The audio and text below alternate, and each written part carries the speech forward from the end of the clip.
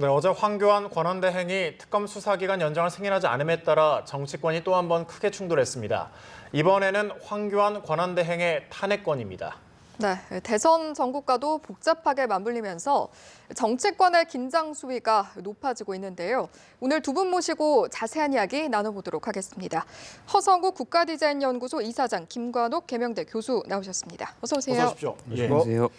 오늘로 이제 특검 수사가 정식 종료가 되죠. 90일 동안 정말 쉼없이 달려왔는데 성과도 있었고 한계도 보였습니다. 특검 수사 어떻게 평가하십니까?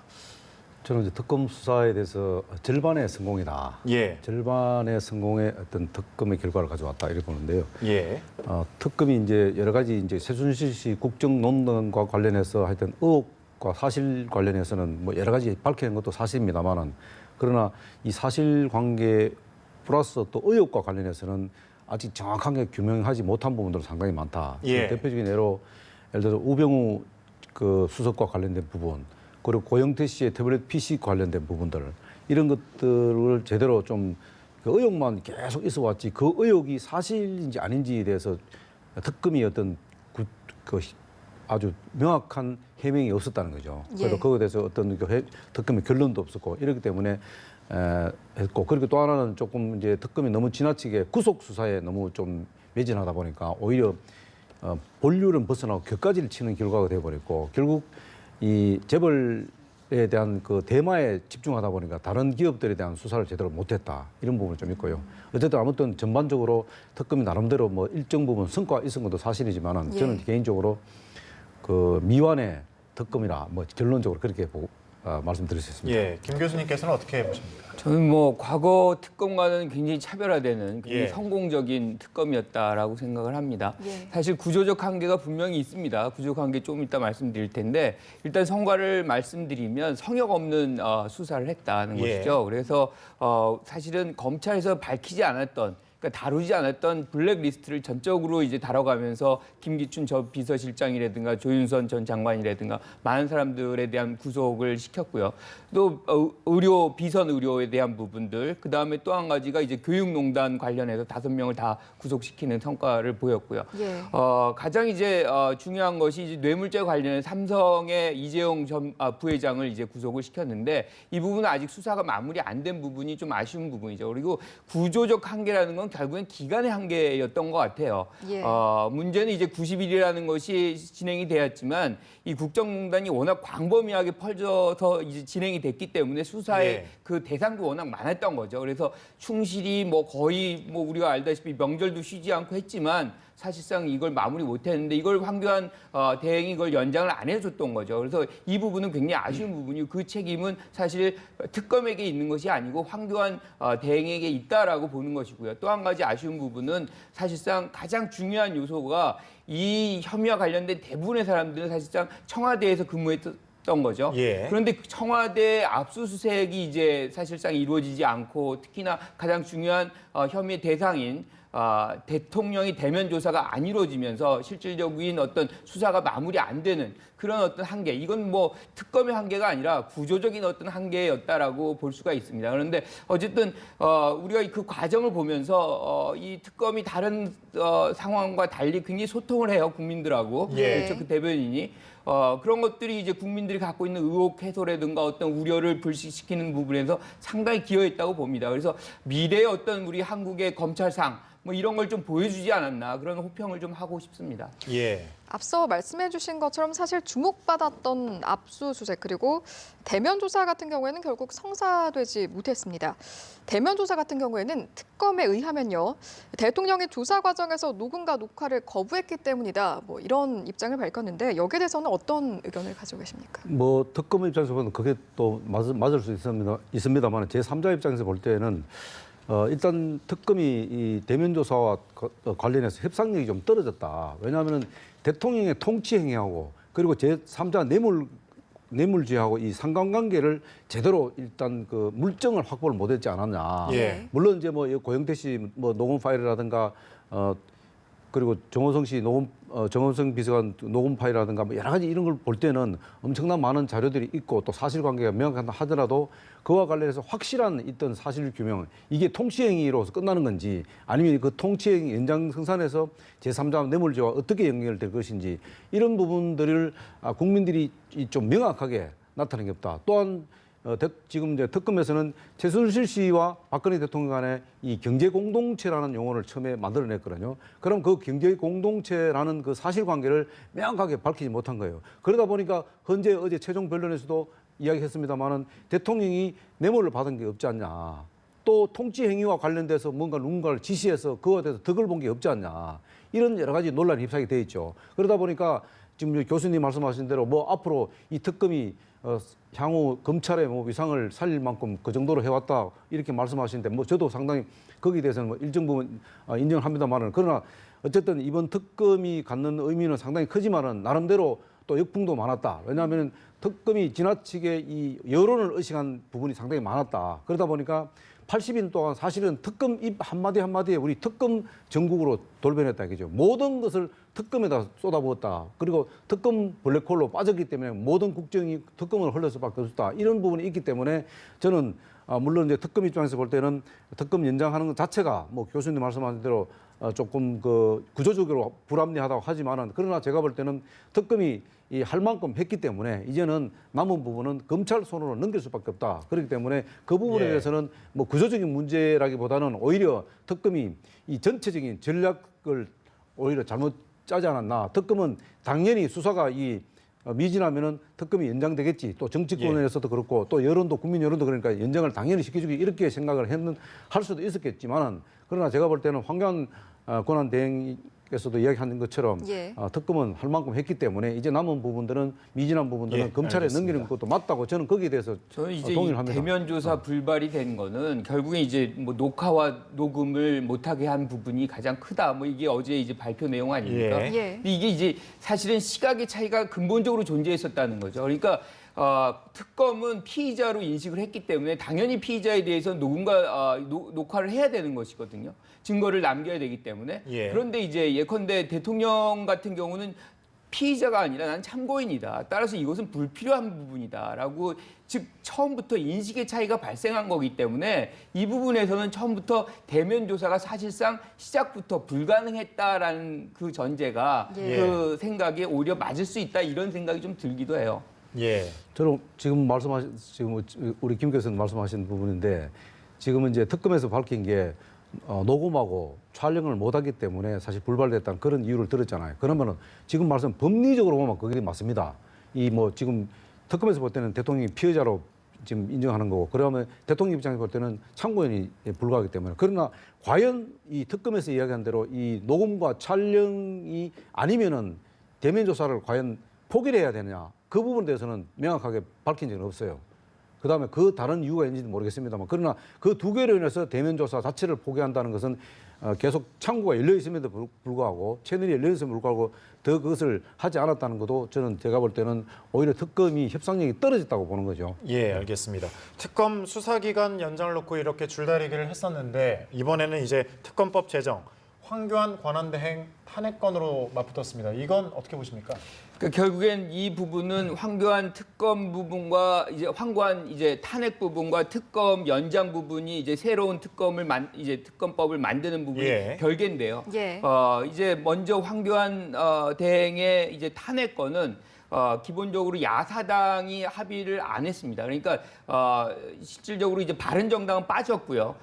민주당과 그다음에 정의당 그다음에 오늘 아침에는 이제 국민의당도 사실상 이 부분에서 굉장히 회의적으로 이제 넘어갔어요. 그래서 현실성이 굉장히 떨어지는 그런 부분이 생겼고 반면에 이제 특검 연장 부분에 대해서는 야사당이 동일 행보를 지금 보이고 있어요. 그래서 4시에 이제 이 정세균 의장에게 찾아가서 직권상정을 또 요구할 정도로 이 부분에 대해서는 강력한 의지를 표명하고 있습니다. 반면에 이제 자유한국당 같은 경우는 이미 이제 특검도 충분히 했다. 그리고 황교안 대행에 대한 어떤 파면 이 부분은 또 과도한 것이다. 뭐 이렇게 지금 얘기를 하고 있는데 사실은 저는 개인적으로는 그렇습니다. 이 황교안 대행에 대한 부분은 사실은 전선을 너무 흐트러뜨리는 거예요. 이렇게 되면 지금 대통령 탄핵과 대행의 탄핵을 동시에 추진하게 되는 건데 예. 이런 동력이 사실 존재하지 않습니다. 그리고 국민들은 지금 대통령 탄핵에 집중하고 있는 것이고 예. 이런 부분에 전선이 이렇게 넓혀질 때 동력도 발산이 굉장히 어려운 부분이 있고요. 또 한 가지는 지금에 있어서 가장 중요한 관심사는 특검을 연장하는 부분이에요. 예. 그래서 실질적으로 야사당의 힘을 합친다 그러면 이 직권 상정을 할 수 있는 그런 방안을 지금 모색하는 것이 예. 충분하게 마무리되지 않은 어떤 특검을 완성할 수 있는 그런 기회일 수가 있는 것이죠. 그래서 이거를 이 황교안 대행위까지도 이쪽 확대시키는 것은 사실상 전략적으로도 좀 저는 불필요한 부분이 있다라고 생각을 합니다. 새 특검법과 관련해서 직권상정 가능성은 어떻게 보십니까? 직권상정이 사실 요건이 이렇습니다. 예. 그러니까 천재지변이라든가 아니면 예. 뭐 내란에 준하는 뭐 비상사태라든가 아니면 의장과 그다음에 국회 원내 정당의 원내 대표들이 합의할 경우에 의장이 직권상정할 수 있다라고 얘기하는데 사실은 뭐 합의가 안 된 거 아니에요. 자유한국당이 지금 반대를 했기 때문에 사실 마지막 조건은 이제 안 되는 거고 천재지변은 아닌 거고. 예. 그러면 이제 내란에 준하는 비상사태인가? 라고 얘기한다면 사실은 뭐 김평우 대통령 대리인단 같은 경우 내란 얘기를 뭐 수시로 반복하고 있어요. 그리고 굉장히 이제 사실은 혼란스러운 상황이기 때문에 우리가 이거를 아주 뭐 정상적인 상황이라고 얘기하기는 굉장히 어렵습니다. 예. 그리고 또 한 가지 사례가 뭐냐면 지난 정권에서 테러 방지법에 관련해서는 사실 정의화 전 의장이 테러가 사실 한국에서 발생하지 않았잖아요. 그런데도 불구하고 사실상 그걸 직권상정에서 통과한 사례가 있습니다. 그래서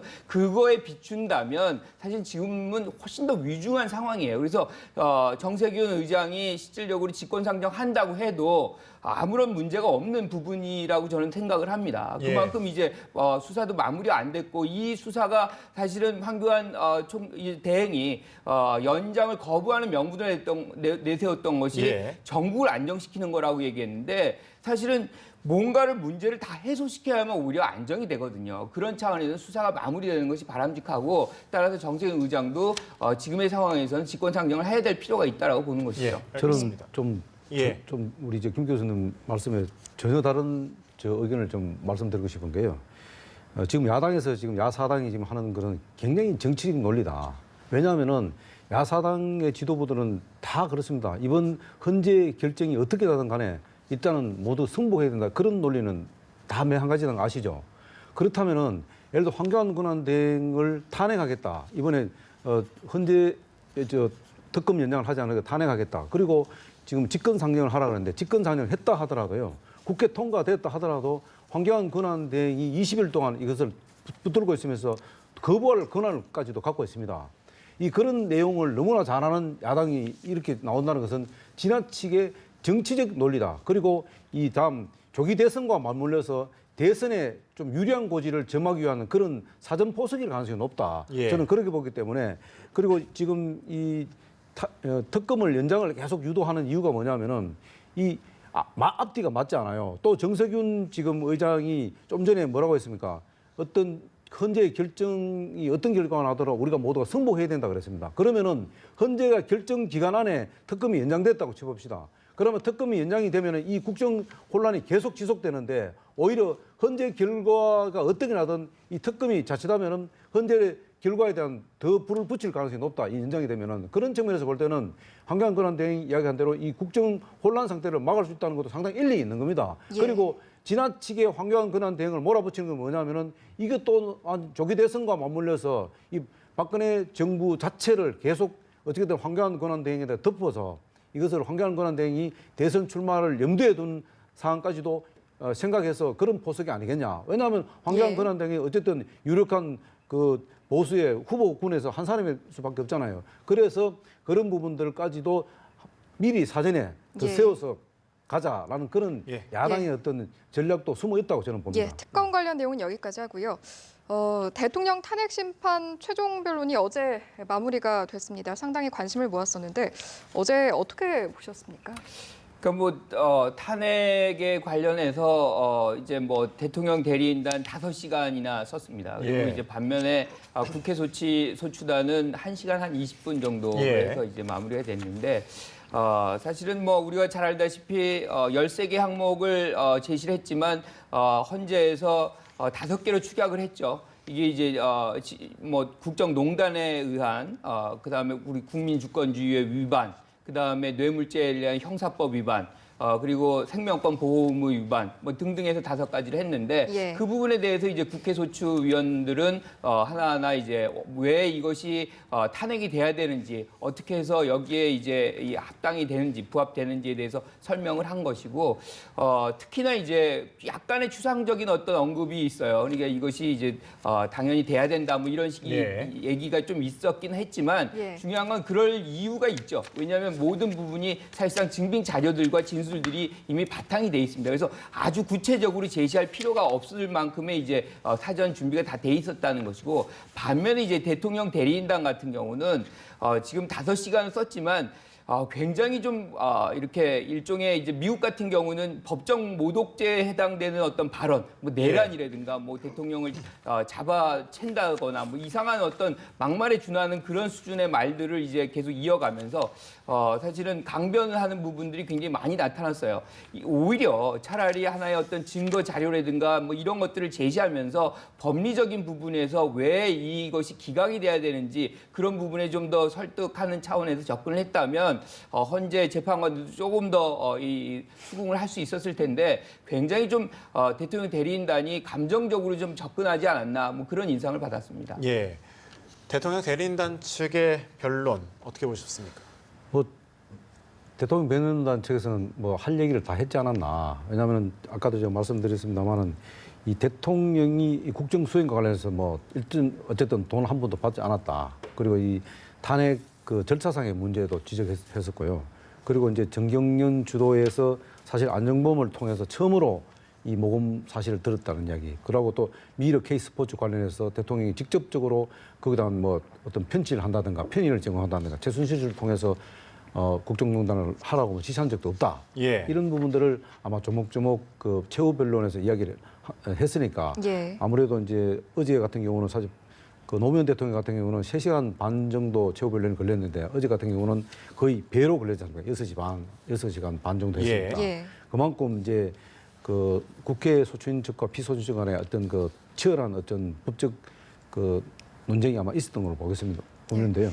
어쨌든 중요한 것은 지금 어제 이제 그 최종 변론이 있었는데 앞으로 이 최종 변론 관련해서 평의 과정에서 얼마만큼 이 지금 양측의 입장을 받아들이냐 여기에 따라서 뭐 결과가 달라질 수 있겠습니다만 어제는 어쨌든 충분히 양측이 아마 그 자기들 논리를 충분히 대변했다. 저는 뭐 그렇게 봅니다.